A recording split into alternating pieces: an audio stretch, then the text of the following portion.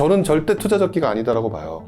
미분양 투자 장기적인 관점으로 보게 되면 물릴 가능성이 되게 높아져 있는 상황이거든요. 실제로 제가 물려봤어요. 그래서 지금 투자 적기라고 얘기하시는 분들한테 솔직하게 까놓고 얘기하게 되면 투자 많이 안 해보신 것 같은데요. 최근 한 2년 동안 지방도 굉장히 많이 올라왔어요. 그렇죠. 그러다가 지금은 뭐 강원도만, 지표상으로는 강원도만 거의 올라가고 있는 것 같은데, 네. 강원도 같은 경우에는 왜 다른 지역이랑 이렇게 좀 다르게 움직인다고 생각하실까요? 일단 네.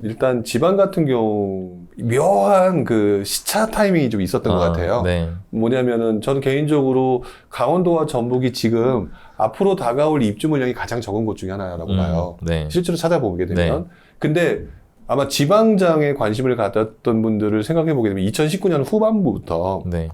지방에 관심을 가졌는데, 그냥 상식적으로 생각을 해보시면 지방에 투자를 해야 되겠다, 돈이 없으니까 네. 관심을 갖고 가격이 싼 데를 찾는데, 이왕이면 좋은 데 하겠어요, 나쁜 데 하겠어요? 좋은 데 좋은 데 하겠죠. 네. 그리고 두 번째, 좋은 데를 하는 것 중에서 그 당시 기준으로 입주 물량이 앞으로 적은 데를 할까요, 많은 데를 할까요? 적은 데 하죠. 적은 데를 하거든요. 그러다 보니까 그 당시에 투자할 곳이 부산이라든지 좀 더 큰 지방, 경남이라든지 이런 쪽으로 갔단 말이죠. 그 갔던 상황에서 2019년, 2021년, 2022년이 오면서 앞으로 2022년과 2023년 이럴 때 입주 물량이 줄어들 만한 곳이 어디냐라고 또 이제 사람들이 찾아서 움직이잖아요. 그러니까 그 흐름이 지금 딱 눈에 보인 데가 강원도하고 전북인 거예요. 실제로 지금 상황을 딱 쳐다보면 입주 물량을 보시게 되면 강원도하고 전북 같은 경우가 앞으로 물량 자체가 적다라고 하는 건 아마 입주 물량 표를 보시면 아실 건데, 그러니까 당연히 사람들이 지금 서울 수도권 지방 이런 쪽에서 어쨌든 다른 거 다 좀 떨어지고 있는 상황에서 강원도와 전북이 오르는 가장 큰 이유 중에 하나가 할 곳이 거기밖에 없는 거죠. 비비고 기댈 만한 곳, 움직일 곳. 그리고 재밌는 것 중에 하나가 지금 금리 인상 때문에 집값이 떨어진다고 하는데 오르고 있는 거잖아요. 네, 그렇죠. 이 말은 결국에는 그 사람들이 지금 본능적으로 이걸 알아야 되는 건데, 금리가 부동산 시장에 직접적인 영향을 주지 않는다는 또 하나의 증거이기도 해요. 근데 이제 자꾸 이제 서울 수도권 가지고 얘기를 하는 건데, 그거는 이제 그동안 너무 많이 올랐기 때문에 떨어진 거고. 그러니까 저는 지금 강원도, 전북이 오르는 가장 큰 이유 중에 하나가 지금 말씀드렸던 그 시장 상황에 맞춰서 입주 물량을 되게 많이 보거든요, 사람들이. 그거에 딱 맞아 떨어지는 지역이 대표적인 게 강원도에 있는 강릉, 그 다음에 전북에 있는 전주, 이런 것들이 그 영향을 받았기 때문에 올라갈 수밖에 없었다. 그 얘기는 바꿔 말하면 앞으로 또 다른 지방의 어떤 곳이 내년도 되고 내후년도 되면 그때 시점에 한 1, 2년 후에 입주 물량이 줄어드는 곳으로 또다시 바뀌게 될 거라고 보여져요. 그럼 앞으로는 이제 좀 개별화돼서 움직일 것 같은 생각을 하고 계시는 거예요. 입주 물량이 결국에는 수요와 공급에 따라서 가장 크게 부동산 시장에 영향을 주는 요소 중에 하나잖아요. 금리 인상이 되더라도 이제 익숙해질 것이고, 또다시 반대로 금리가 떨어질 거고, 그러면 그쪽에 해당되는 지역 중에서 적절하게 투자할 만한 곳, 적절하게 가격도 싸고, 그 다음에 전세가율도 높고, 입주 물량도 줄어드는 곳, 이런 곳들을 향해서 움직일 것이기 때문에 그 길목의 2022년의 길목은 강원도와 전북이었다. 이렇게 볼 수가 있을 것 같아요. 또 이제 많이 떨어지는 지역 얘기 안 할 수가 없는데, 세종하고 대구가 난립니다. 진짜. 그렇죠. 세종하고 대구 같은 곳들은 어떻게 보세요? 저는 저는 약간 조금 중기 이상 투자의 개념으로 접근하거든요. 제가 지금 좀 전에 강원도하고 전북 얘기를 하셨잖아요. 그래서 당신은 강원도, 전북 이쪽에 관심이 있습니까? 저는 안 들어가요. 왜 그러냐면 투자는 조금 중기 투자를 해야 되기 때문에 내가 파는 시점이 좋아야 되거든요. 그렇죠. 그렇죠. 그렇기 때문에 오히려 지금 많이 올라버리고 있고 오른 강원도와 전북 같은 경우는 되게 찾아봐야 될 그 요소들이 많아져요. 그 중에서 이제 뭐 어디가 더 좋을까라고 하는데, 그런 관점으로 보게 되면 세종과 지금 대구 같은 곳 있잖아요. 지금 저는 세종하고 대전 그러면 상식적으로 아까 제가 그 본질 가치라는 표현 했잖아요. 전북 쪽에서 예를 들어 전주가 좋아요, 세종이 좋아요 라고 질문을 드리면 다들 세종이 좋다고 할 거예요. 아무래도 본질 가치 따지면. 그러면 세종의 가치는, 본질 가치가 지금 괜찮은 곳이 가격이 떨어지고 있다? 저는 무조건 눈여겨봐야 되는 곳이다. 라고 생각을 하고 있어요. 왜 그러냐면 세종과 대구 같은 경우는 바로 직전에 가장 많이 오른 곳 중에 하나잖아요. 특히나 세종.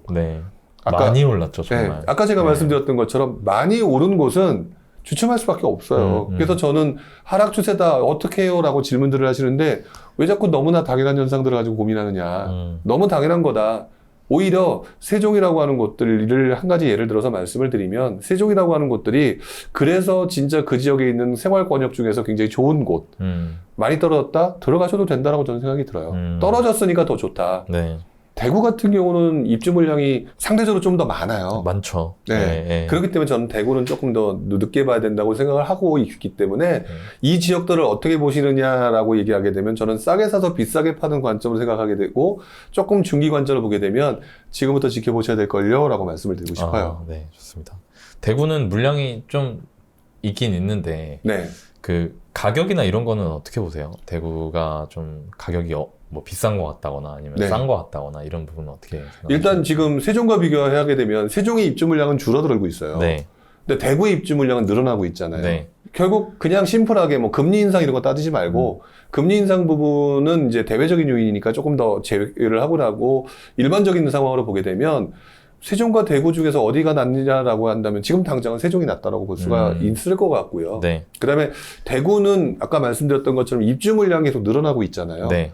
늘어나고 있다는 얘기는 직전에 인허가 물량이 많다는 얘기고 그리고 지금 숨어있는 인허가 물량이 좀 되게 많아 보여요. 네. 그러면 그 물건들이 계속 나오는 상황인데 그래서 지금 자꾸 어떤 분이 이런 얘기들을 하시는데 물론 저랑 뭐 제가 틀릴 수도 있기 때문에 제가 장담을 할 수도 없는데 저는 지금 이 대구 시장을 가지고 자꾸 뭐 대구행 이런 거 짤들 돌아다니잖아요.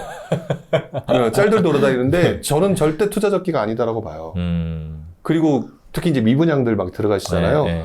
저는 미분양 투자 장기적인 관점으로 보게 되면 조심하셔야 되는데 이분들 아마 장기 투자 경험이 없는 분들이다. 네. 왜 그러냐면 미분양 투자하는 방법 중에 두 가지 기회가 나오거든요. 네. 침체장 후반부, 그 다음에 상승장 후반부.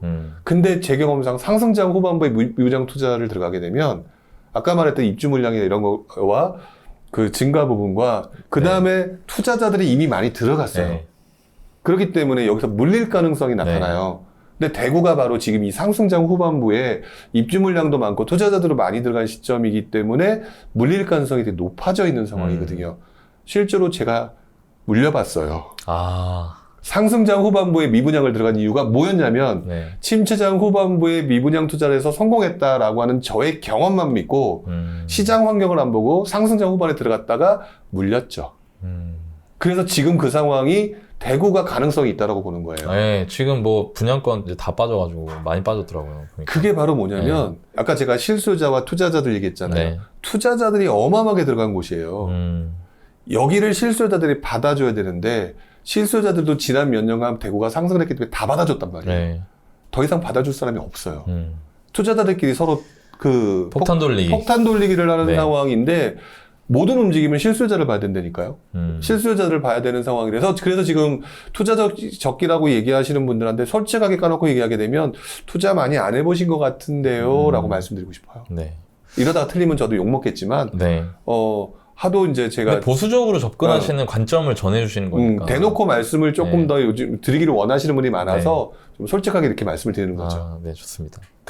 만약에 지금 좀 이르다 그러면은 나중에 뭐 대구 같은 지역에 투자나 내 집 마련을 한다고 할 때 뭐 이렇게 좀 참고할 수 있을 만한 시그널이나 신호 같은 게 있을까요? 실수요자들은 앞으로 미분양이 늘어나게 되면 할인 분양이 나올 가능성이 생기니까 할인 분양을 좀 더 노리시는 게 맞을 것 같아요. 왜냐하면 입주 물량이 많다는 얘기는 가격대가 떨어지잖아요.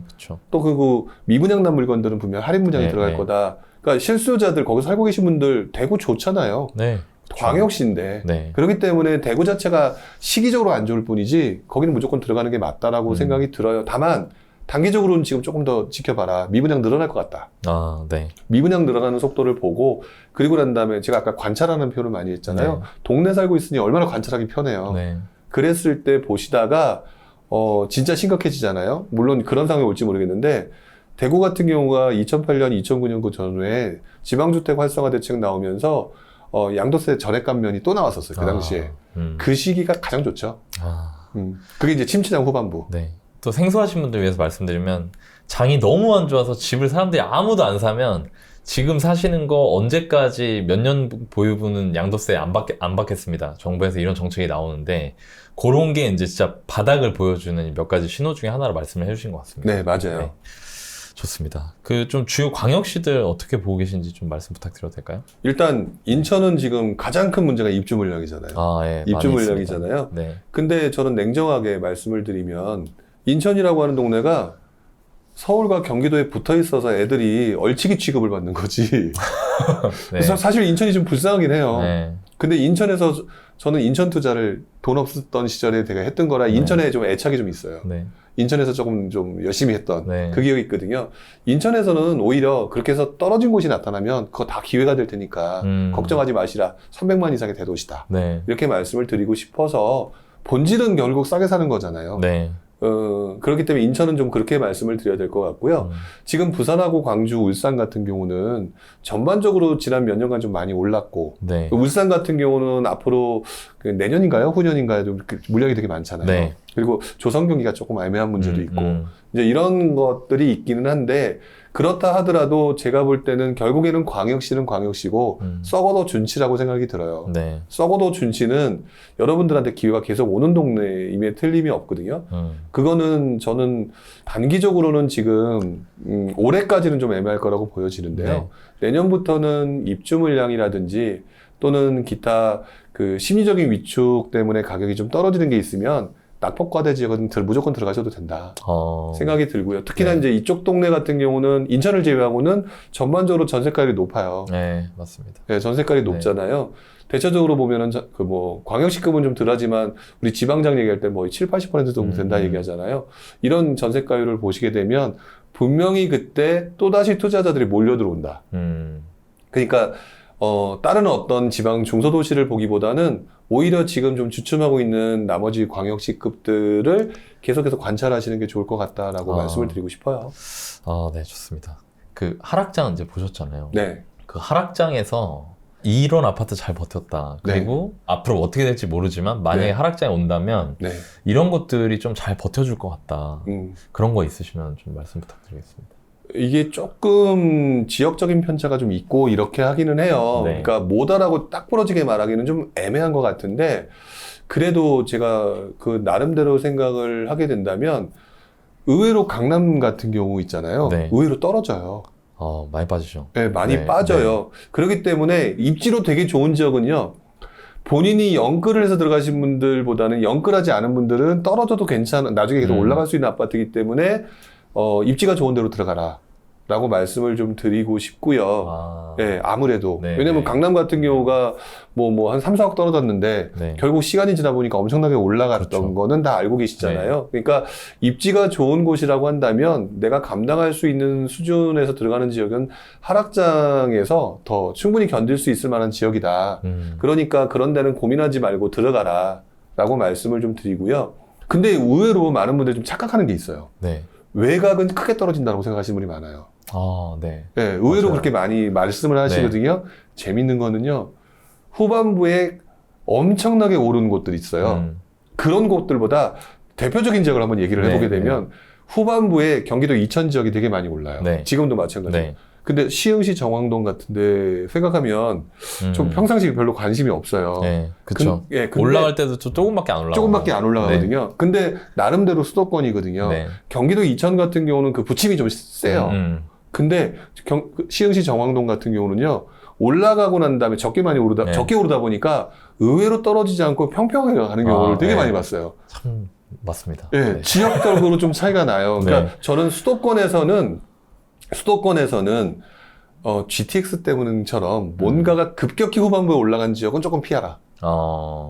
그냥 꾸준히 꿈틀꿈틀 올라왔던 지역들은 버텨요. 왜냐면 실수요자들이 그러니까 시흥시 정왕동 같은 경우, 진안장 같은 경우는 대부분 후반부에 실수요자들이 샀어요. 그렇죠. 얘네들이 버티니까 더 이상 안 떨어지는 거예요.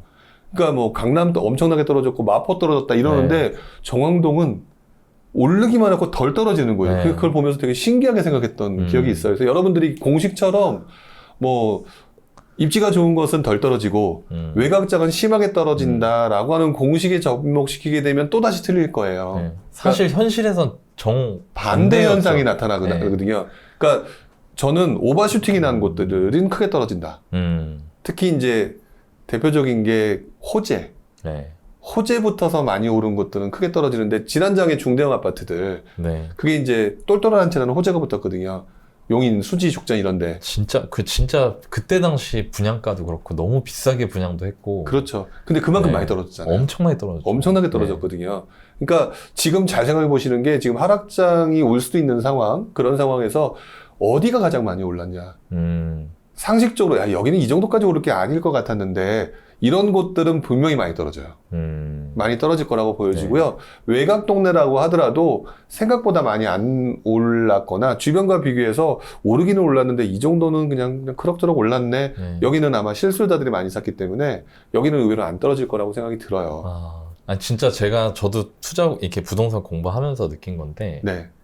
정말 단 한 번도 떨어진 적이 없는 단지들이 다 외곽에 있더라고요. 그렇죠. 네. 그만큼 투자자들이 오버슈팅을 만들 만한 단지가 아니었다는 아닌 거예요. 거죠. 아니었다는 네, 거예요. 네. 그러니까 겉보기에는 되게 그냥 별로인데, 정말 물가 정도 이렇게 꾸준히 올라가는 데는, 물론 오를 땐 팍 오르고 안 오르고 팍 오르고 이게 계단식으로 가긴 하는데, 또 그런 부분이 있어서 그게 저도 굉장히 약간 놀랐었고, 네.